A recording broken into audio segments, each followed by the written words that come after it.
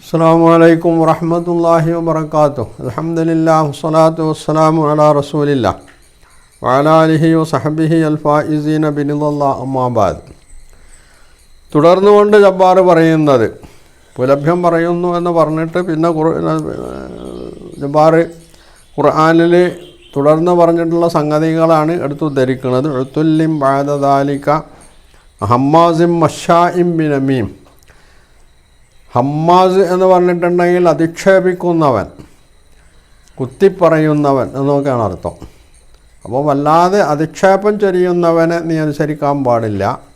മശാഇം ബിനമീം, രണ്ട് കൂട്ടരെയും തമ്മിൽ തെറ്റിക്കാൻ വേണ്ടി നടക്കുന്ന ആളെ നീ അനുസരിക്കാൻ പാടില്ല.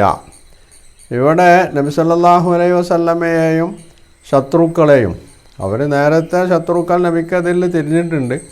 ഈ ശത്രുത ഒന്നുകൂടി വളർത്താൻ വേണ്ടിയാണ് ഇവിടെ വലീദിനെ പോലുള്ള ജബ്ബാറിനെ പോലുള്ള ആളുകൾ പ്രവർത്തിച്ചുകൊണ്ടിരിക്കുന്നത്. ഇത് അന്ന് വലീദുമായിട്ട് ബന്ധപ്പെട്ട ആ പശ്ചാത്തലമാണ് ഈ ആയത്തുകൾ ഇറങ്ങാൻ കാരണമെങ്കിലും ജബ്ബാറിനെ പോലെയുള്ള ഈ അധിക്ഷേപകരും അതുപോലെ തന്നെ ആളുകളെ തമ്മിൽ തെറ്റിക്കാൻ വേണ്ടി, സത്യത്തിൽ നിന്ന് അകറ്റാൻ വേണ്ടി, സത്യത്തിൻ്റെ ആളുകളിൽ നിന്ന് മറ്റുള്ളവരെ അകറ്റാൻ വേണ്ടിയൊക്കെ പണിയെടുക്കുന്ന ജബ്ബാറിയൻ ടീമിനും ഇത് ബാധകമാണ്.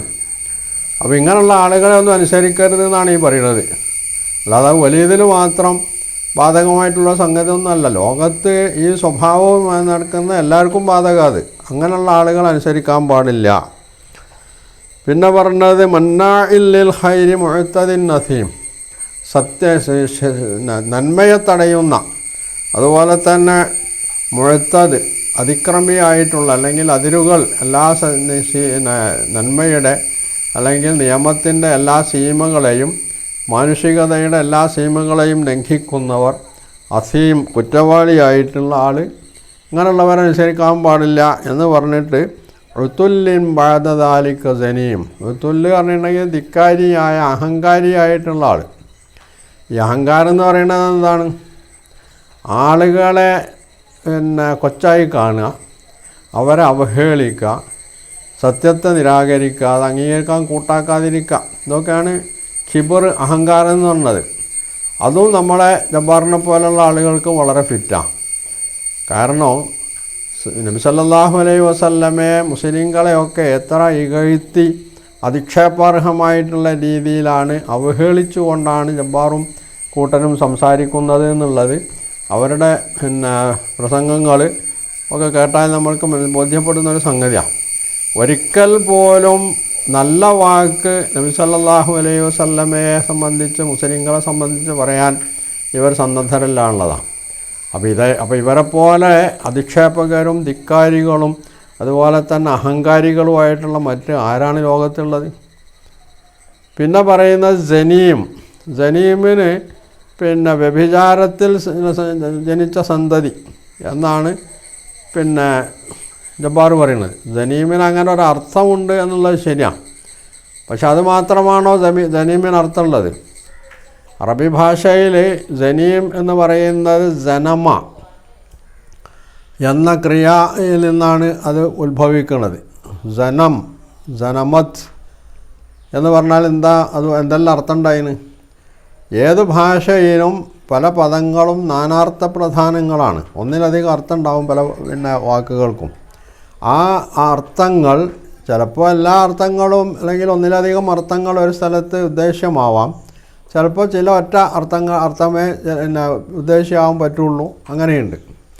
ഇവിടെ ജനീം എന്ന് പറഞ്ഞിട്ടുണ്ടെങ്കിൽ അറബി ഭാഷയിൽ ജനമ എന്ന് പറഞ്ഞാൽ ഹസമ എന്ന് പറഞ്ഞാൽ എതിർകക്ഷിയാവുക. ഇവിടെ വലീദ് മാത്രമല്ല, ഇതുപോലെ ജബ്ബാറിനെ പോലുള്ള ഇത്തരത്തിലുള്ള ആളുകളൊക്കെ ഇസ്ലാമിൻ്റെ എതിർപക്ഷത്ത് നിൽക്കുന്ന ഇസ്ലാമിൻ്റെ എതിർകക്ഷികളാണ്.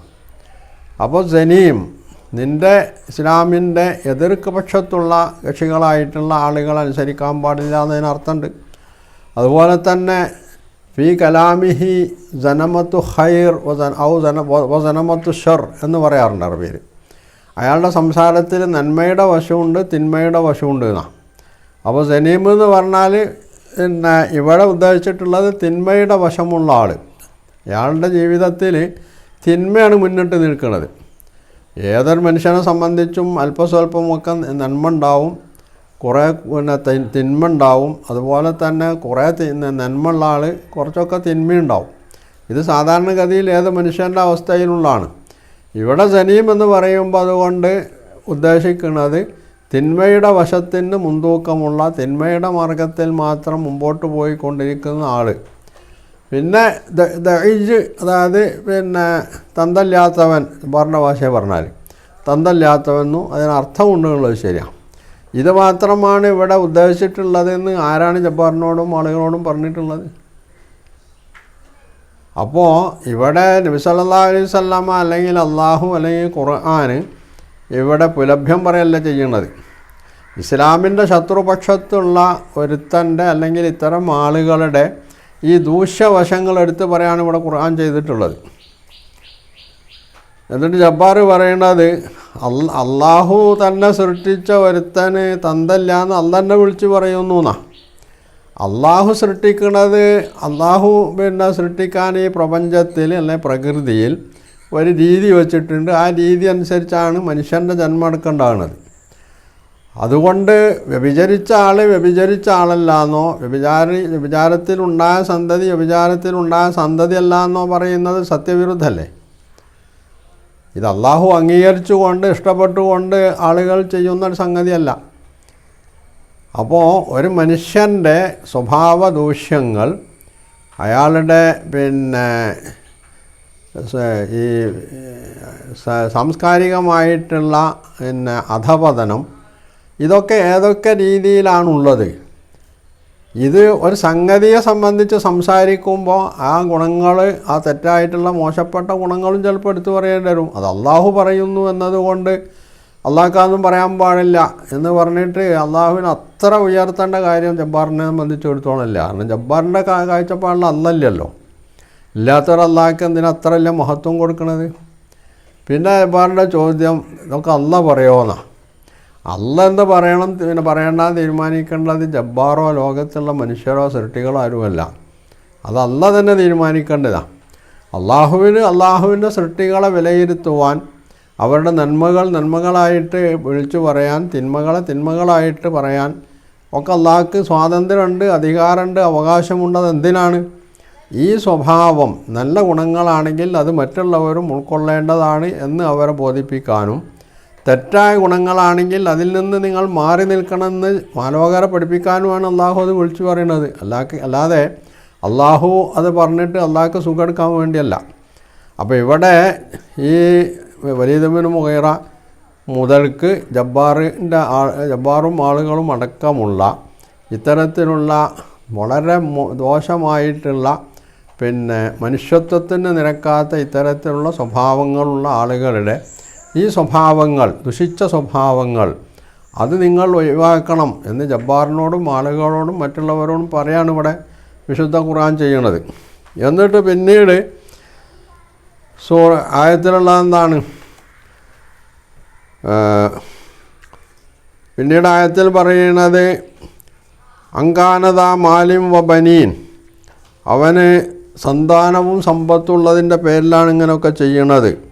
ഇദാ തുത്ല അലൈഹി ആയാത്തുന ഖാല അസാത്തീറുൽ അവ്വലീൻ, നമ്മളുടെ ആയത്തുകൾ ഓതി കേൾപ്പിക്കുമ്പോൾ ഇതൊക്കെ കെട്ടുകഥകളാണെന്ന് അവൻ പറയുന്നു. പറഞ്ഞ പോലുള്ള ആളുകൾ പറയണതാണത്, ഇതൊക്കെ കെട്ടുകഥയാണെന്ന്. അപ്പോൾ സത്യത്തെ സംബന്ധിച്ച് അത് വിളിച്ചു പറയുമ്പോൾ ഇതൊന്നും ഞങ്ങൾ അംഗീകരിക്കൂല, അതൊക്കെ പണ്ടുള്ളവരുടെ കെട്ടുകഥകളാണ് എന്ന് പറഞ്ഞ് തള്ളുക എന്നുള്ളത് തന്നെ ധിക്കാരത്തിൻ്റെ, അഹങ്കാരത്തിൻ്റെ, ഔദ്ധത്യത്തിൻ്റെ സ്വഭാവമുള്ളവർക്ക് ചേരുള്ളൂ. സുമനസ്സുകൾ ചെയ്യുന്നതാണ് സത്യത്തെ സത്യമായിട്ട് അംഗീകരിക്കുകയും അസത്യത്തെ അസത്യമായിട്ട് അംഗീകരിക്കുകയും ചെയ്യാനുള്ള. അസത്യത്തെ തള്ളി പറയാന്നുള്ളത് ധിക്കാരികളുടെ സ്വഭാവമാണ്. ആ ധിക്കാരമാണ് ഈ കൂട്ടർ ഇവിടെ പ്രവർത്തിച്ചു കൊണ്ടിരിക്കുന്നത്. എന്നിട്ട് പറഞ്ഞു സനസിമുഹു അലൽ ഖുർത്തൂം, അവൻ്റെ ഖുർത്തൂമിന് തുമ്പിക്കൈക്ക് നമ്മൾ അടയാളം വെക്കും എന്ന് പറഞ്ഞിട്ടുണ്ട്. എന്നിട്ട് ജബ്ബാർ പറഞ്ഞത് അള്ളാഹ് തന്നെ പഠിച്ച ഒരാളുടെ വൈകല്യത്തെ എടുത്ത് പറയാണ് അള്ളാഹ് ഇവിടെയെന്നാണ്. അള്ളാഹ് അവിടെ വൈകല്യം എടുത്ത് പറയല്ല ചെയ്യണത്.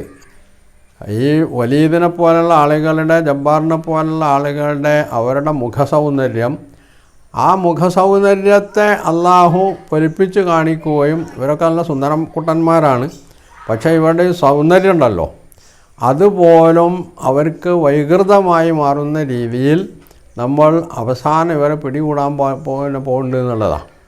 അല്ലാതെ ഇവിടെ അയാളുടെ സൗന്ദര്യത്തെ പിന്നെ വികൃതമായിട്ട് ചിത്രീകരിക്കല്ല ചെയ്യണത്.